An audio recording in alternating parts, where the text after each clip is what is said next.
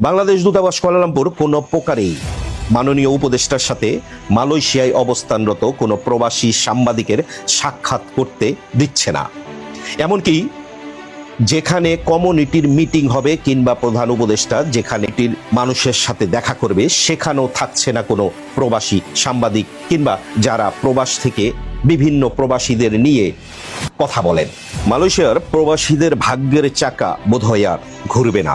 আমি যদি এক কথায় আপনাকে এখানে বলি, প্রধান উপদেষ্টার সাথে যে কমিউনিটির মিটিং সেট আপ করা হয়েছে সেখানে শুধুমাত্র দূতাবাসের পছন্দের লোক ছাড়া অন্য কেউ এমন কিছু একটা হবে সেটা আগে বুঝতে পারছিলাম, কারণ আসিফ নজরুল স্যার যখন মালয়েশিয়া এসেছিল ঠিক একই ঘটনা ঘটেছে।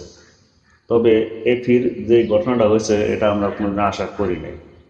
এরপরও প্রধান উপদেষ্টা যদি মালয়েশিয়ার বিরুদ্ধে কোনো অ্যাকশন নেয় বা না নেয় তাতে হাসি পাওয়ার কিছু থাকবে না, কারণ তার যদি সামান্য বোধ লজ্জা থাকে তাহলে সে প্রবাসীদের যে সমস্যাগুলো আছে মালয়েশিয়া এগুলোর সমস্যা সমাধান করবে।